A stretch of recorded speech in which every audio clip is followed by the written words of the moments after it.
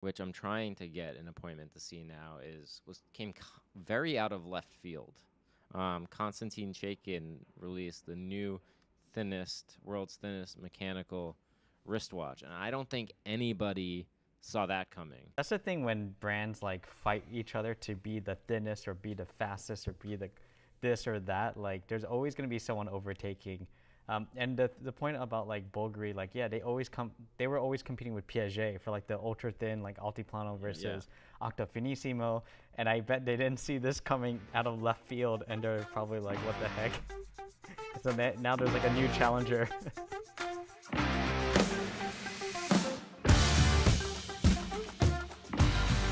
Hi everyone, welcome to another episode of Wrist Enthusiast Radio. I am here in Geneva at Geneva Watch Days, which started it started today. I'm sorry, I got here yesterday. It started today.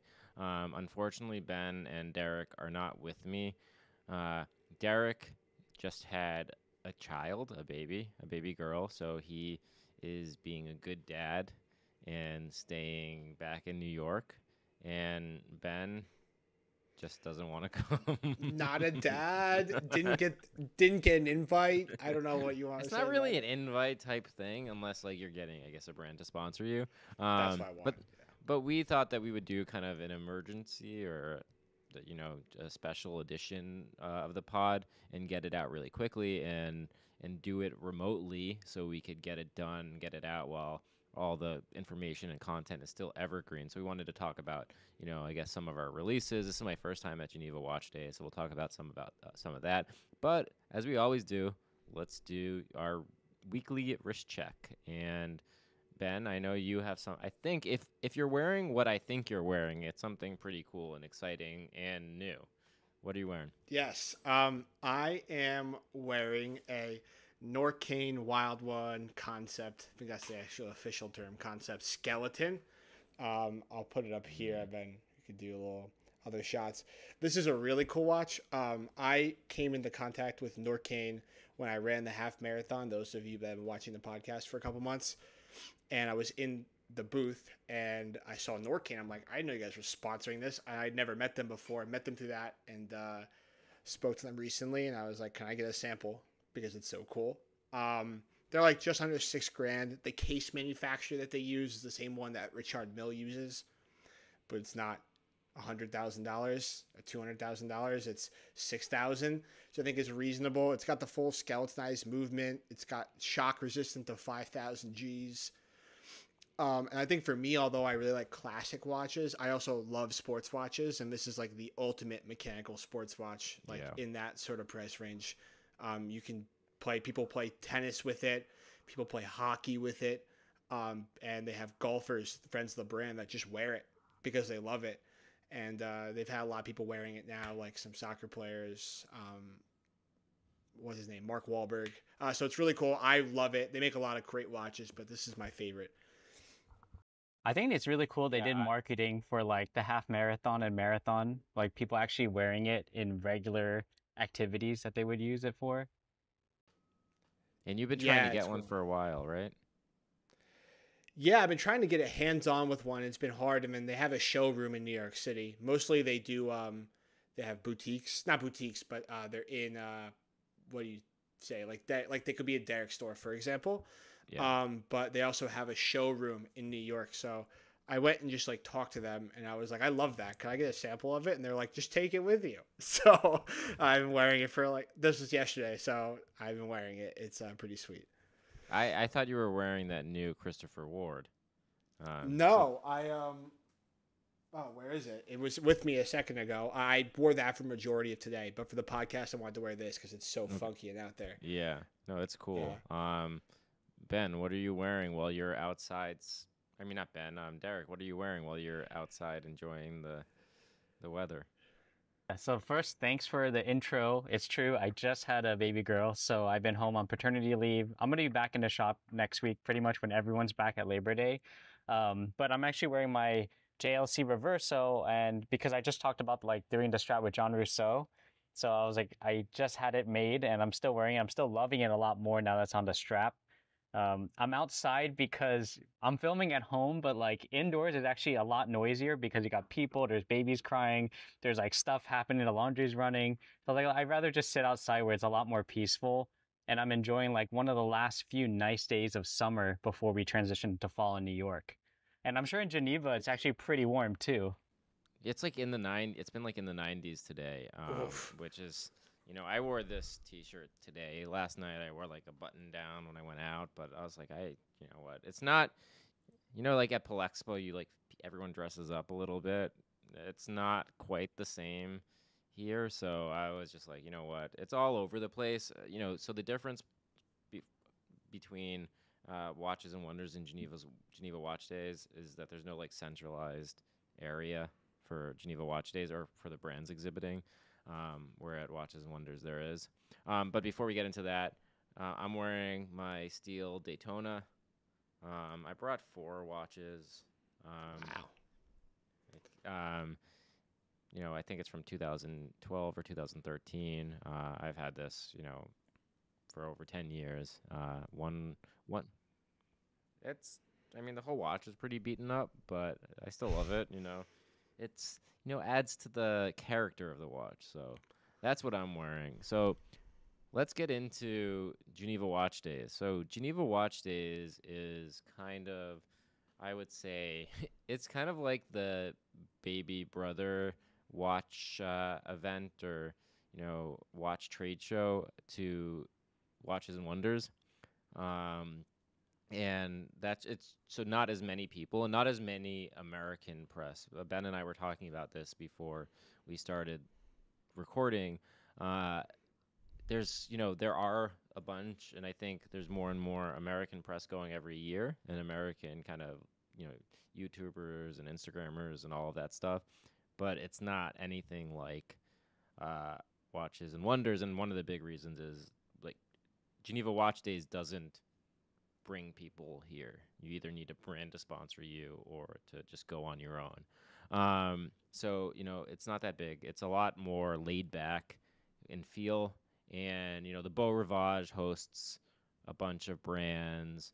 There's some brands at the Fairmont. There's some brands that just like Jacob and Co. just host people at their store. So it's kind of all over the place. There is a central area where it's called the Glass Box, where they do interviews, like CEO interviews, panels, discussions, and stuff like that. And but other than that, all the brands are kind of hosting all over the place. So you kind of walk around Geneva and go from one brand to the next. You make appointments, but you can still kind of wander into a lot of places as well. And there were a bunch of releases this year that I guess maybe we should talk about. You guys saw some of them, right? I'm curious. Let me ask you a few questions. So, I go with you, or not, we don't go together, but we both go to Watches and Wonders, and hopefully Ben will join us next year so we can do a live taping there as well. This is the first time I've like sat at home and watched like a show happen. And so I was like so curious, like what brands are at Geneva Watch Days? You mentioned Jacob and Co., a few other brands. Mm-hmm. I know that you said there's no central area, but they're at Beau Rivage. I know that hotel. I know where that area is. So which brands are presenting this year at Geneva Watch Days?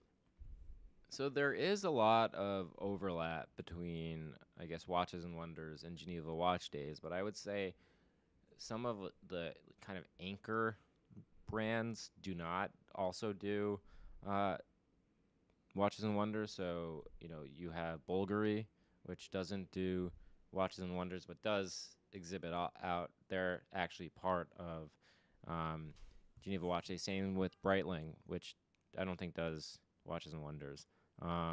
They are a big brand that does it. And then you have what I think is really cool, just a ton of independence. And I don't think the brands pay Geneva Watch Days to participate, but they're all part of it.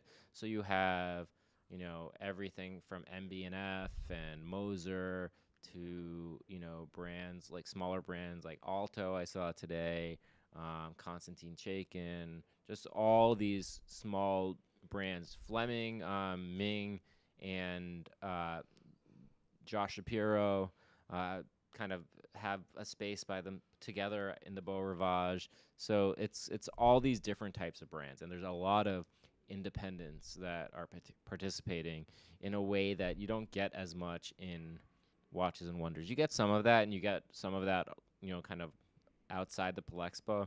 But here it's kind of cool to see these brands as like an official part of Geneva Watch Days. Oh, that's awesome. So you said it's like for this week. So yesterday was day one. So what are some highlights that you've seen? Like, what are some of the most memorable stuff? Okay, so one of the kind of most talked about things I think that's coming out of this, and they had teased it a little bit in the preceding days, was the collaboration between Studio Underdog and Moser. Did you guys see that, the passion fruit? I did. So basically what happened, they were teasing it yesterday, I think, where Richard Bank, the founder of Studio Underdog, was making cooking some British food with passion fruit, and then at the same time, Moser's CEO or Moser's owner, Is it Bertrand or Ed? Edward Malon was making like a cocktail with passion fruit in the video, the same font overlay for the text, and it was like very similarly produced, and people were wondering what was going on because they released it on their channels at the same time, and a lot of people had figured out maybe this is a collaboration. So what happened was they released two watches, and they're kind of in a set. At the high end, Moser released a Pioneer repeater, perpetual calendar. And then, so Studio Underdog made a mono pusher chronograph, which had which has the Swiss movement, but obviously, and it has the same colors and kind of the way they look very similar in terms of, the dial texture, but at one end of the spectrum, Moser's like hand hammering, and then, Studio Underdog is producing it in a way that's probably a lot more affordable. But the thing is that they're selling them as a pair and doing 100 of them, so you can't really buy the Studio Underdog on its own. So, Right. There's been some chatter, from people I think that are supporters of Studio Underdog about that. I don't think it's, a big deal, because I have a sneaking suspicion that this mono pusher is just kind of the release, the kind of gateway to a new reference for them. I think basically, Siegel, I think, which their other chronograph was based on, I'm not sure that they're allowing outside companies to really buy their movements anymore. So, Studio interesting. Underdog, I didn't know that's that. what I heard. So Studio Underdog might have to go another direction, and I think this is just the start of this. Obviously that would be more expensive than their Siegel version, but I do still think that it's just the beginning, and it's kind of cool to see a collaboration between a brand that is very high end with a brand that's a lot more accessible, but has a similar ethos in the way that they do things, right? They're kind of, they like to kind of make fun of the, and be like a little bit cheeky and things like that. So I was interested. I think they're two, even though they're wildly different price points, they're such similar brands in that, like, they don't take themselves too seriously. yeah. Like Moser, obviously, and a Studio Underdog with their colors. I know that they're getting a lot of hate, but my initial thought from looking at it, and maybe it's just because like we've been in the watch industry, is like Studio Underdog's trying to test out a higher end version of their watch. I feel like a lot of these micro brands have done that, where they start small and they're like, wow, we're selling a lot of these under $1,000 watches. Christopher Ward's doing it. Let's upgrade to 3,000 and see what we can do. Because they're like, now we have the money, we have the audience or whatever, maybe we could sell more. And I think it was kind of like testing the water for that. In a way, that's what they were doing. That's what it seemed like to me. But testing the water, like with like a $2,000 chronograph, or Yeah, I or think like yeah. I don't know. I think it was like a fun way to introduce the new reference.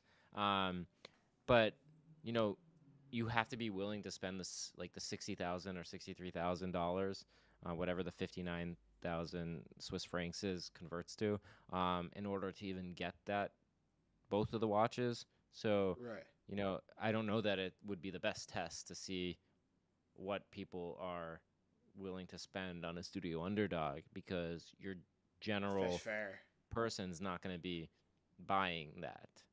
I, I I think it's just cool and different and interesting, and um, you know, I am a fan of that type of collaboration. It would have been cool also if they kind of sold them, like maybe had, like Tag Heuer did, some sets that are together and then also some that are individually sold. But I do have a suspicion that it will we'll see other, variations of it that you can buy. Yeah. I think I get why people like the studio underdog audience is mad, because nobody really buying a studio underdog is ever going to spend 60 grand on a watch. They just wouldn't. So like when you're getting the two of them, like the only people that are actually buying this are the people who are buying Mosers. So you're kind of like alienating your audience from that point of view, which I do get from a studio underdog part. But I don't think it's like they're getting a lot of hate. Like I read the Hodinky comments and I read the comments in the own post. I don't think the hate that they're getting is justified for like what they did. Like it's not that bad. I think it probably would have been cooler to do, like you said, like you sell them individually, so you could buy the higher end studio underdog or the Moser, or they have like 50 sets and then 50 of each watch you could buy. I think that would have been a lot better and not alienated as many people. But yeah. But yeah, so did you get to try on these watches? Like you got to see them and be at the press release when it launched, but what was your reaction if you got to like try them on?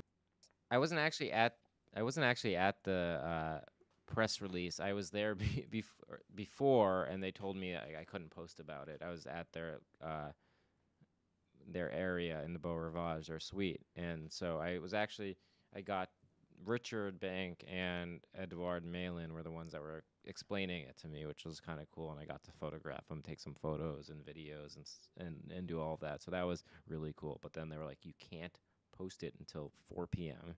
Swiss time, I think it was, or something around then. So I didn't. The other cool watch that I didn't get to see yet, which I'm trying to get an appointment to see now, came very out of left field. Konstantin Chaykin released the new world's thinnest mechanical wristwatch, and I don't think anybody saw that coming. So Konstantin Chaykin is a Russian watchmaker. He's probably best known for his Joker watch, which still you probably don't really know unless you're really in the industry, because he's a small watchmaker, very independent. But the watch, it's kind of crazy looking and has, Joker's face on it. The Joker's face on it. But he does cool stuff, and he released a new watch that's thinner than the new Bulgari, that Octofinissimo Ultra that was released at Watches and Wonders. I wonder what Bulgari is thinking right now. They're kind of a main brand at, Geneva Watch Days, and they came out at Watches and Wonders, even though they weren't really at Watches and Wonders, with the world's thinnest watch. And now Konstantin Chaykin has kind of taken all of that away just a few months later. Yeah, I don't really know. One thing I wanted to say about it, I think it's the best looking one I've seen of these thinnest watches ever. I just think it's so clean. Yeah. It's just like so simple. Like you wouldn't even know it was a watch. I think it's kind of cool. I haven't seen it in person though, so I don't. I haven't seen it in person yet either. I'm looking at the pictures that are on their Instagram, and it looks pretty fun. It's like still taking that Joker-esque vibe with like the smiley face, but then doing it ultra thin. That's the thing when brands like fight each other to be the thinnest or be the fastest or be the this or that. Like there's always going to be someone overtaking And the point about like Bulgari, like yeah, they were always competing with Piaget for like the ultra thin like Altiplano versus Octa Finissimo, and I bet they didn't see this coming out of left field, and they're probably like, what the heck? So now there's like a new challenger. And now it's funny because Richard Mille took it away from them, a few years ago, and then no one saw that coming. But you can kind of understand a company like Richard Mille with a ton of resources, really expensive watches, taking on a challenge like that. But now you have this almost he's not a one-man show, but almost what feels like a one-man show, make this prototype just out of nowhere. And I was talking about this with someone today. At what point can you just not really go any thinner? I feel like we're getting very close to that point. I just don't know when it ends. I know, right? That's what I keep thinking too. I'm like, oh, 1.65. Like, there's no way someone's going to top that. And then watch in like 8 months from now, next Watches and Wonders, we're going to see a new reveal of the new thinnest watch in the world. But do you see the nickname of this one? It's called the Thin King. So I don't know if you're supposed to pronounce that like thinking or like a thin king. I think it's either or. Yeah, I emailed them. I was like, hey, I'd like to come by and see the Thin King, please. Get some content for it. So I'll let you know if I see it. I need to find someone with like an American quarter that I can compare it to.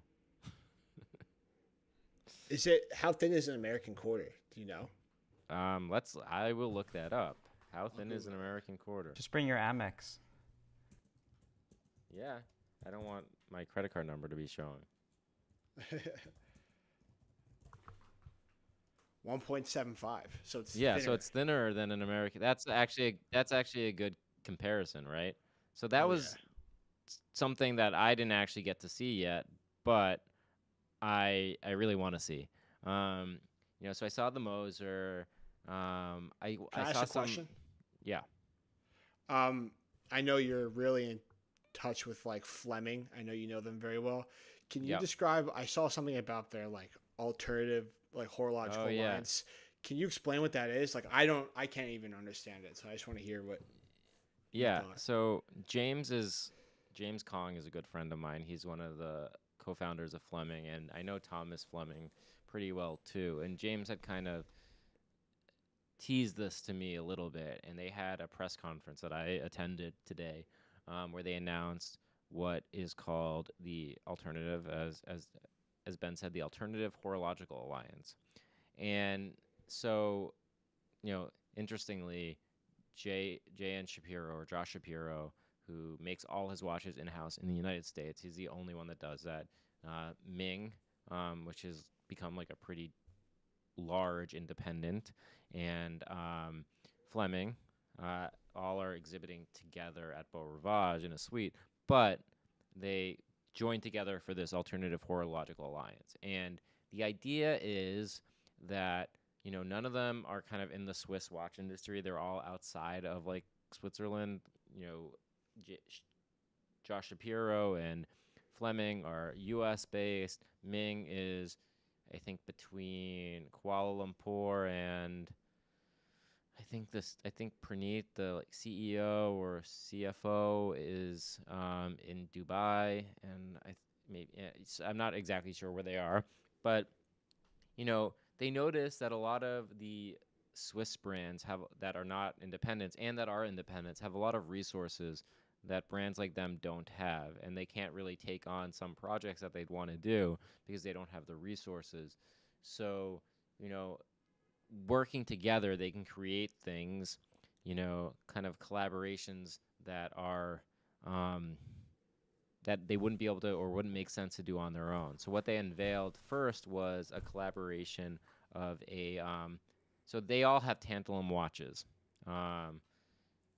and tantalum is really hard to work with, and Ming had an idea to create a tantalum bracelet. And so they worked together to create a tantalum bracelet that will fit on all of their watches with straight and curved universal end links, and ones that would like look good on all their watches. But you could also put it on any other watch as well. So Ming designed it basically, and Josh Shapiro milled it and created it in his workshop, and they're going to. That's the first project. They're going to sell it to customers, and it can go on any of their watches or any other watches. I think the price is pretty high. I don't know if I heard correctly, so if I did, please let me know. I asked how much it was, and I heard 20. So The bracelet? The bracelet. So Wow. But I guess if you're Yeah. buying these watches, like what's 20K when you're spending yeah, 100 on I didn't want to I didn't really want to ask if he meant 20,000 or not, but that's my suspicion. So 20 million. 20 million. So that's it's a high price, but it would be kind of interesting to see if they bring on other brands to the AHA, as they're calling it, and what type of collaborations that they do, whether it's just kind of I think movements make sense for complications. I think things like that tantalum bracelet makes sense. But I wonder if it will extend to collaborating on actual watches, like some brands do. But it was pretty cool, and I'm happy for them, and I'm interested to see how it kind of takes shape.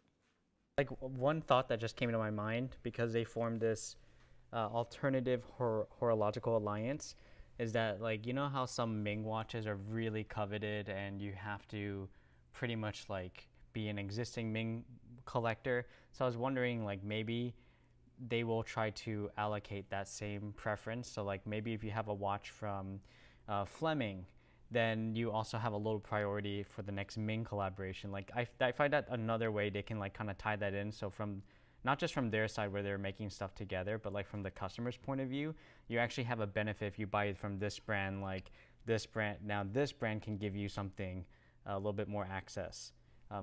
The price of 20K for a tantalum bracelet, that's quite high. I know even gold bracelets go for around 20 to 30K, just the watch bracelet, not even the actual timing device.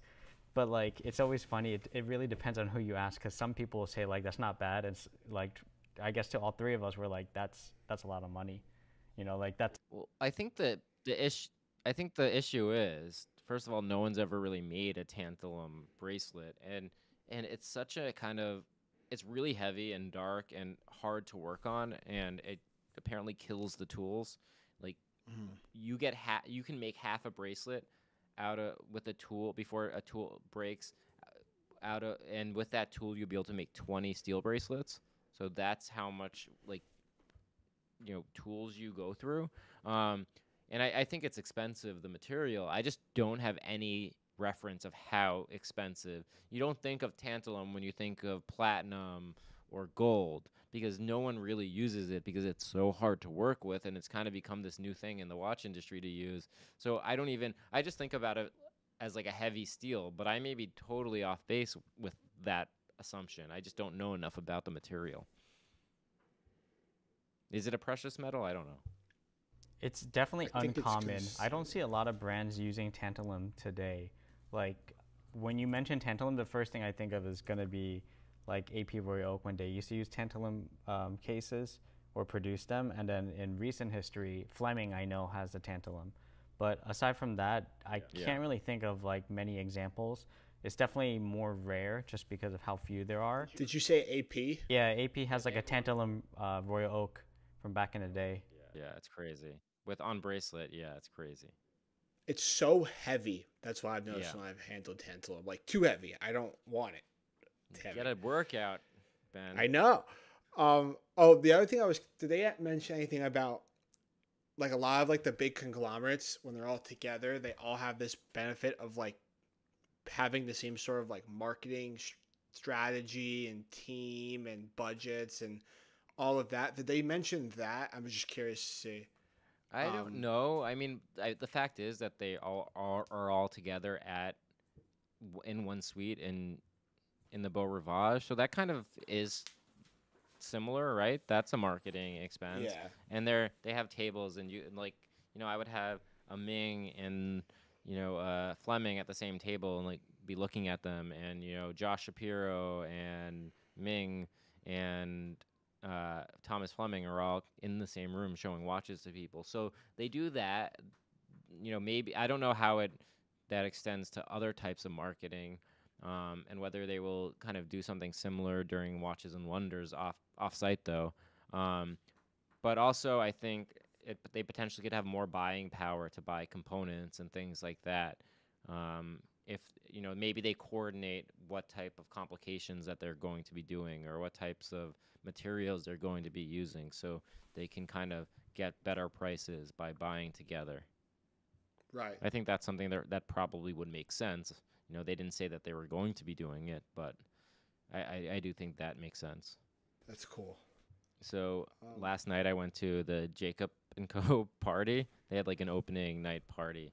And one of the things I like that Jacob & Co. is doing right now is they're kind of sizing down some of their big watches. When you think of their watches, the Astronomia Tourbillon is almost 50 millimeters in diameter. And they had the oil pump, which was also almost 50 millimeters. A few years ago, they sized down the Astronomia Tourbillon with the Astronomia Solar, which is 44, and they did that with the oil pump, which is now they have a new one that's 44. And the difference between, look, I can't afford any of them, but I just think they're like an interesting brand, because they do things that nobody else does. A lot of people may hate on them, but they're doing stuff that nobody else does and nobody else would really do. So there's a place I think, for them in the market. But I do like that they're not making only these huge watches with some of their more better complications and interesting like automations and things like that. So that was something that I like to see. And then, Jacob Arabo was there wearing, the billionaire, $7 million retail watch. I saw a picture of him wearing that. Insane. Doesn't like DJ Khaled have one or like? I know there's definitely he probably has one, or Rick Ross, I think. I think Floyd Mayweather has one. A lot of those guys. I just want to know how much they pay for them. They're crazy. That thing I took a video of him like wearing it. He's going like this, and as I zoom in, the thing just sparkles. It's crazy, and that's not an added effect. It's just crazy sparkling, like right on his wrist. I was gonna say I also like Jacob & Co.'s Godfather collection they did as well, and they also did one for the Batman. So there's definitely like a lot of cool ones they did. I know I made that video the other day. It was a joke, but it wasn't talking about Jacob & Co. specifically. When I was at what's it called, like the 1 2 3 4 5 6 7 8. That like, yeah, and you use a video with my face in it. No, so the whole inspiration behind that video, I just want to say, is like I was just trying to find something really expensive and then just make a outlandish comment, but it wasn't specific to you or the watch that I was presenting. I was gonna do the Richard Mille one, but I was like kind of pressed for time to get it out. So I just like went through your page because I know you were featuring a lot of like these super high-end luxury watches. So I just found it, clipped it, put it in the comment, and then I didn't think about it too much. And then later on, I was like, I don't want people thinking like I'm hating on either you or Jacob & Co. because I have a lot of respect for both of you guys. But it was just like a funny thing. I was like, do people not get it? Like, do I have to explain it? But okay, so the Bugatti watch, what size is that? Because that one looks really cool. The Bugatti, the new one, the Bugatti Tourbillon. What size is it? It's not small, but lug to lug, it doesn't have lugs, so it can't be lug to lug. But the long way, so it actually doesn't fit too large. I mean, it's a big watch, but it's really cool. And what I like that they did in this variation, so they had the Chiron one. And then they released this version, which is a little bit smaller, but also they moved the dial and they put a retrograde minutes, and then they put 2 power reserves, one for the engine automation and one for the time on it. And then there's the tourbillon separate, and it looks like a dashboard of the Bugatti, but also it makes it a lot more legible to read the time. And it's not that's not in a skeletonized portion. But like that's another automation thing that they do, like the oil pumps and automation, and not a lot of brands are doing fun automations. And maybe it's not for everyone, but I think that it's cool and different. And apparently that Bugatti starts at 4.6 million. So, and the Bugatti watch is I think 340,000. So, if you're spending 4.6 million, what's another 340,000 to get the matching watch? I mean, the car is called the Bugatti Tourbillon. So you might as well get the watch at that point.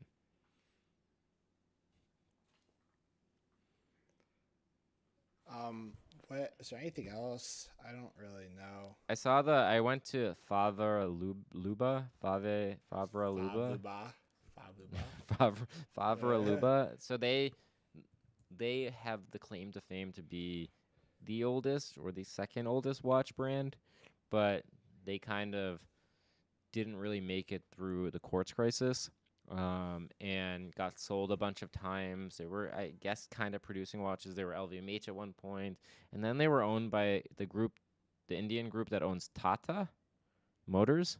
And they had relaunched in 2016, I think, but they relaunched again today, and they have some really cool vintage inspired pieces, and they have a diver that's cool and inspired by. So the I think it was the CEO, kind of told me that he is relaunching the brand as if the last 30 years never happened, and only from the quartz crisis.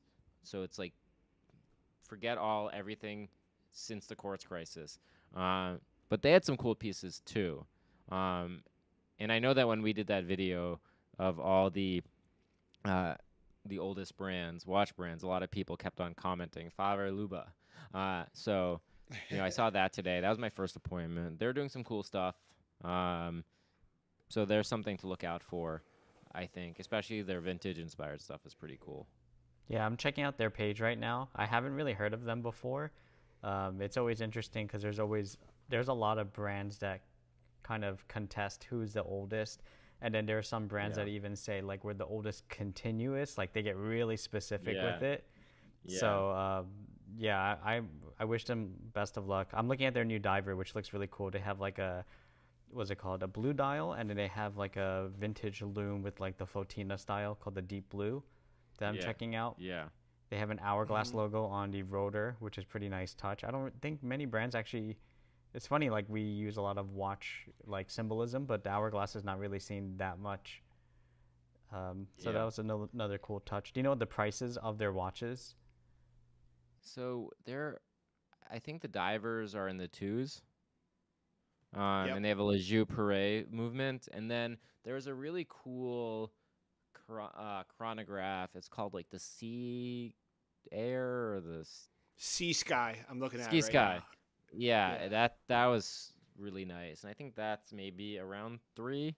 So, I mean, Swiss made with the specs, I think it's a pretty fair price proposition, and they look good. If you like that kind of vintage inspired look, I think they could be a good option coming forward. So I'm interested to see how they do and how the market receives them. Yeah, one thing random to note, but you were talking about before how a lot of these like Geneva Watch Days, not a lot of American press. I feel like every single time I talk to a brand and I ask them what their biggest market is, I think almost every single time they say America. And maybe that's I'm not looking at the $50,000 watches, but every single one has told me America, or it's the fastest growing and it's going to overtake. Yeah. So it's interesting that they have Geneva Watch Days, but they don't have a focus on the U.S. market when it's by far the biggest. It's just interesting. I think what happens is, I'll just go first, and then you can say what you were thinking. But I think what happens with Geneva Watch Days is that since Geneva Watch Days doesn't invite people, Watches and Wonders, as the brands come together and pay for, a bunch of press to come, Geneva Watch Days doesn't do that. So you either need a brand to invite you, and I don't think a lot of brands invite people, or you need to pay for it on your own, and it's a lot cheaper to pay for it on your own if you're in Switzerland, or if you're in other parts of Europe. The flight can be a couple $100 round trip, and it's like an hour. So, it's also like the big time difference. If you're not getting paid, your trip paid for, to travel 8 hours there and back and all, and it's expensive, and it's a lot to ask. So I think that'd be my reason why.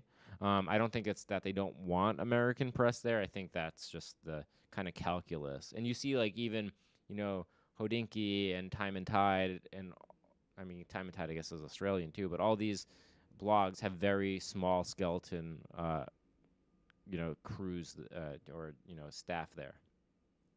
Mm-hmm. Yeah, I would say it would be nice if there's like a USA-based version of a watch show. I guess that's what like Miami Watch Time. Yeah, like Watch Time is in New York City, but even Watch Time and like those events are like a fraction of what Watches and Wonders is. I still, in my mind, Watches and Wonders is like the biggest one because you have like the really big household names that everyone knows in the industry there.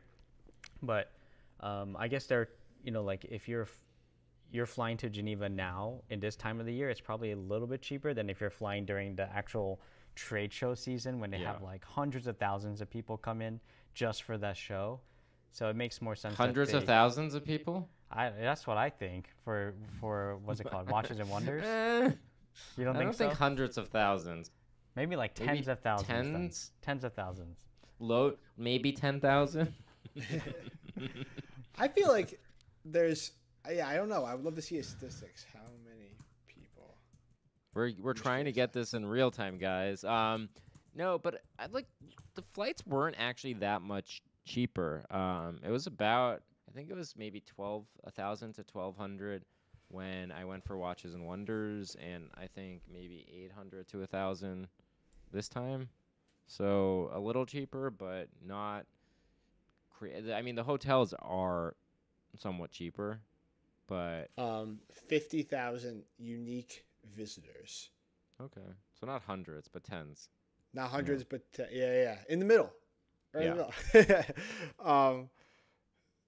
Also, what I like about Geneva Watch Days are some brands release things. Oris released Aquis chronograph. Generally, they're not as groundbreaking as. It would be like an extension of the line just to say that they released something. I know like Doxa released like a left-handed version of their sub 300.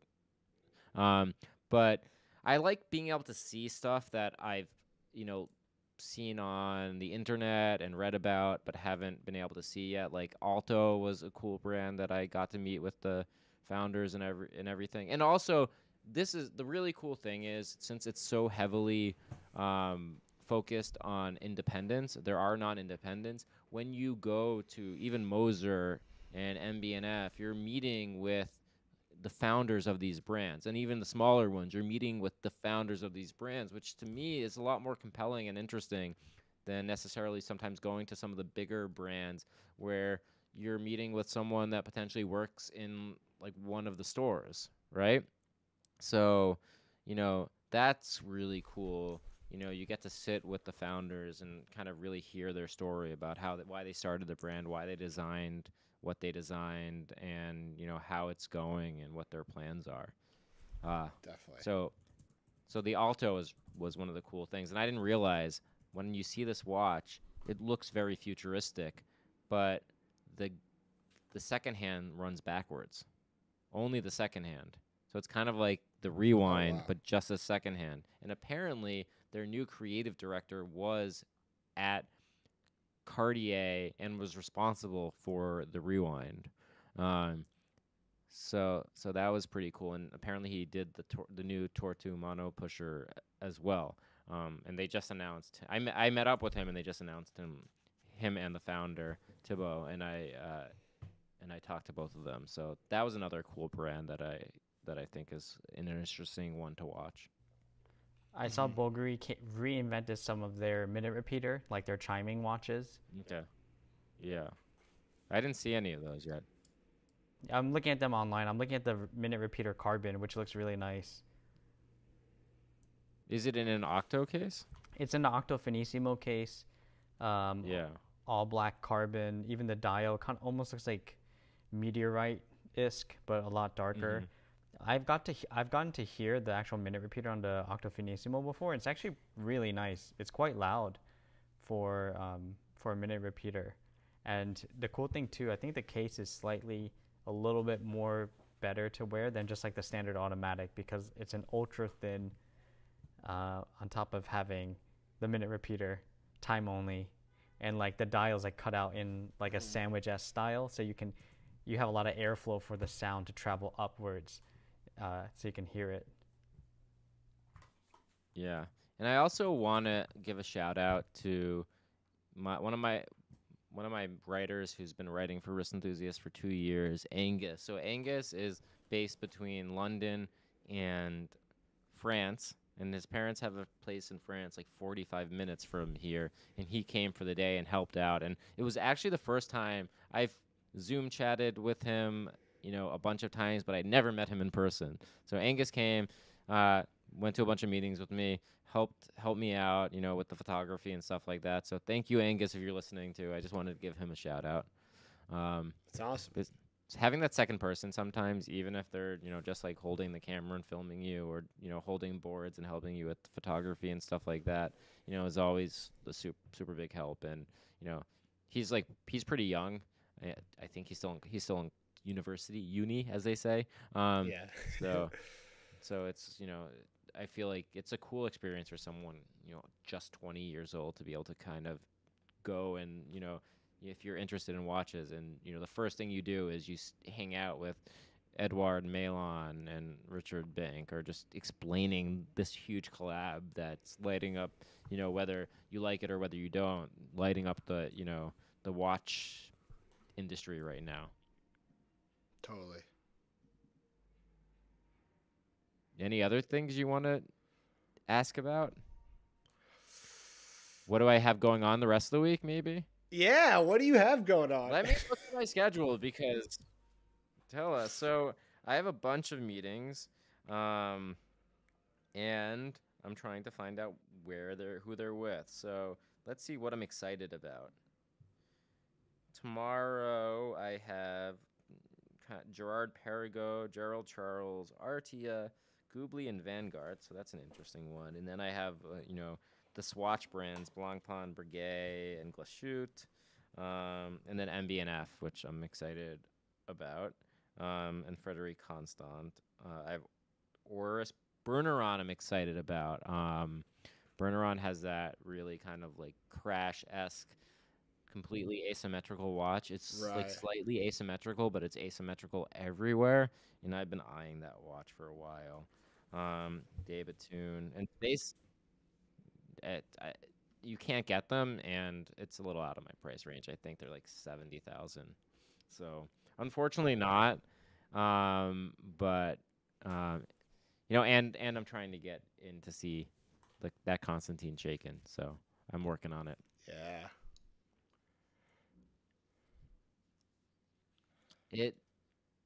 Yeah, so they announced it a few months ago, I think right after Watches and Wonders, and it was kind of big news because, the Swatch, was it the Swatch Group CEO or was it Omega's CEO? One of them was kind of like, we don't participate, we don't need to, and because I think with the Rolex CEO Dufour went to the Swatch CEO and asked them to participate in Watches and Wonders.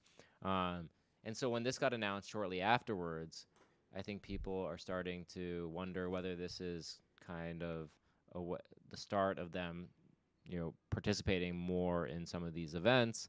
I think it's especially helpful for brands like Blancpain and Breguet, who get kind of overshadowed a little bit in the Swatch Group by Omega. And even maybe Longines a bit, because they sell so many watches. So there's a lot of history with Blancpain and Breguet that and they do a lot of cool stuff. And you have this whole month where everyone's just talking about Watches and Wonders watches, and so to not participate can be kind of a missed opportunity.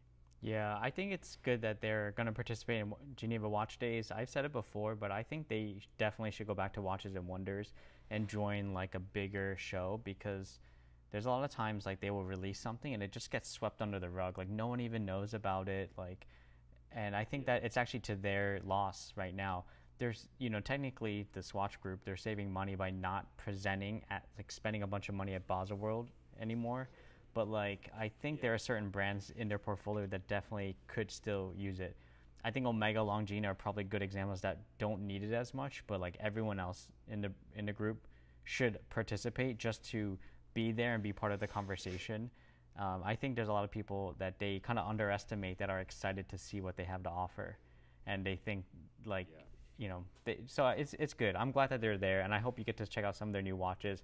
I saw they came out with some new stuff, but like we said, they didn't really present it much, so there's not a lot of news around it. So you'll probably be one of the few and like more prominent voices to talk about what they have to offer this year.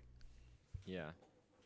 So that's kind of been my trip so far. I'm excited to see, some more watches the rest of the week. But also, excited to get back home. And next time, hopefully, we'll be in our regularly scheduled.